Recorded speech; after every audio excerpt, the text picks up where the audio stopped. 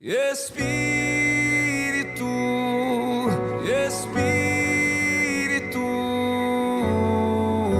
Espírito Santo de Deus. Espírito, Espírito, Espírito Santo de Deus. Bom dia, transformadores! Com certeza, você já se assustou quando vê alguém enxergar a maldade em tudo, mesmo sabendo que ela está falando de algo que foi bom, que foi benéfico. Isso acontece muito mais do que nós pensamos. É bem comum, porque o orgulho, ele costuma falar mais alto que a verdade. Vamos ao Evangelho de Marcos, capítulo 3, versículos 22 ao 30. Naquele tempo, os mestres da lei que tinham vindo de Jerusalém diziam que ele estava possuído por Beelzebul e que pelo príncipe dos demônios ele expulsava os demônios. Então Jesus os chamou e falou-lhes em parábolas. Como é que Satanás pode expulsar Satanás? Se um reino se divide contra si mesmo, ele não poderá manter-se. Se uma família se divide contra si mesma, ela não poderá manter-se. Assim, se Satanás se levanta contra si mesmo e se divide, não poderá sobreviver, mas será destruído. Ninguém pode entrar na casa de um homem forte para roubar seus bens, sem antes o amarrar. Só depois poderá saquear sua casa. Em verdade vos digo, tudo será perdoado aos homens, tanto os pecados como qualquer blasfêmia que tiverem dito. Mas quem blasfemar contra o Espírito Santo nunca será perdoado, mas será culpado de um pecado eterno. Jesus falou isso porque diziam, ele está possuído por um espírito mau. Palavra da salvação. Os mestres da lei, vindo de Jerusalém, eles acusam Jesus de estar possuído por Beelzebul, o príncipe dos demônios. E chegam a dizer que ele expulsa os demônios pelo poder de Satanás. Agora vamos pensar juntos. Eles não negaram que Jesus estava curando, que ele estava libertando pessoas da opressão do mal. Mas, no lugar de reconhecer a obra de Deus ali, eles atribuíram a ação de Jesus ao demônio. Isso é grave.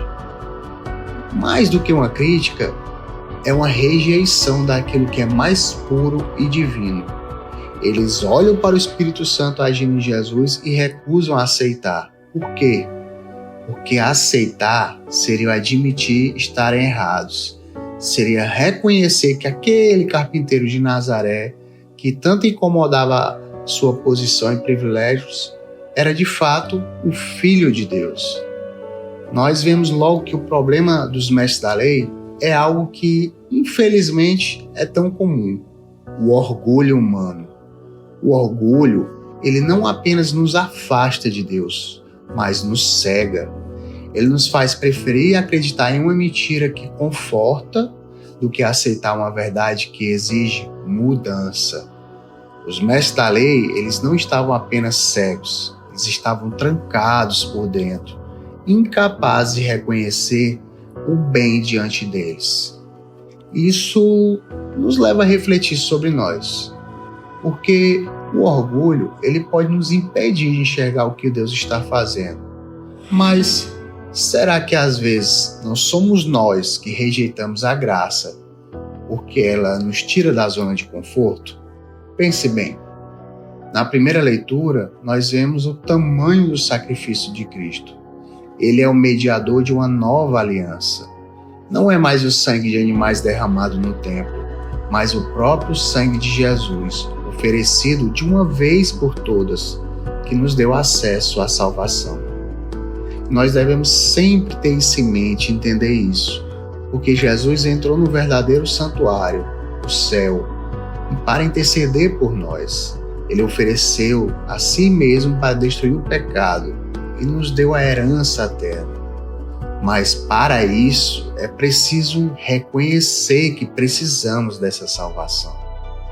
E o que aconteceu com o mestre da lei é que o orgulho os impediu de ver essa necessidade. Eles não conseguiram admitir que precisam ser libertos. e por isso rejeitaram aquele que veio para salvar. E Jesus adverte: quem blasfemar contra o Espírito Santo nunca será perdoado. Sempre é bom explicar isso, pois muitos já me perguntaram o porquê desse pecado ser único sem perdão. Entendam que esse pecado é eterno e não é porque Deus se recusa a perdoar, mas porque quem o comete fecha as portas para o perdão. É como alguém que está morrendo de sede diante de uma fonte de água, mas se recusa a beber. O pecado contra o Espírito Santo é isso, a recusa de reconhecer o agir de Deus. É quando nós atribuímos o mal para aquilo que é obra do Espírito Santo. E nós devemos ter cuidado e zelo, porque muitas vezes isso começa com pequenas atitudes de orgulho, com a capacidade de admitir que nós precisamos de ajuda, de conversão, de perdão. Nós nos fechamos à graça de Deus. E será que estamos em algum momento resistindo a essa ação do Espírito Santo? Será que estamos fechando os olhos para aquilo que Deus está fazendo nas nossas vidas? Não reconhecemos esse agir de Deus? Seguir Jesus, minha gente, muitas vezes significa enfrentar esse mesmo tipo de rejeição. Santa Teresinha enfrentou críticas por buscar levar suas irmãs a uma perfeição espiritual. Ela foi chamada de rebelde, foi incompreendida até na igreja, mas ela sabia que o reino de Deus não se constrói sem resistência. E talvez você passe ou esteja passando por algo parecido. Talvez você esteja tentando fazer o bem, ser luz, e as pessoas à sua volta não reconheçam ou até critiquem. É doloroso, eu sei, mas lembre-se de Jesus. Ele nos mostra que a verdade e o amor valem mais do que qualquer aprovação humana. Então faça aqui um convite para nós todos. 2 atitudes que nos ajudarão.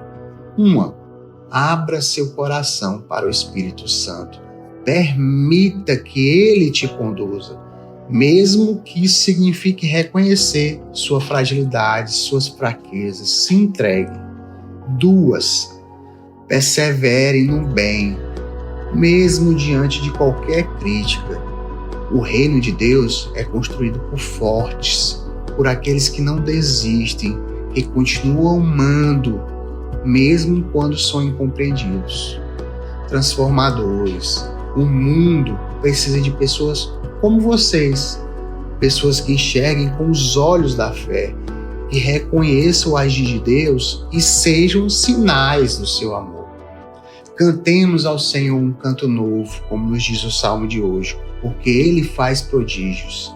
Que a vitória de Cristo seja também a nossa vitória, e que possamos ser luz em meio às trevas. Enfim, que o Senhor nos dê força para vencer o orgulho e coragem para viver na verdade. Paz e bem.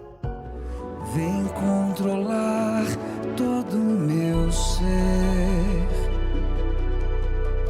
Vem dirigir o meu viver,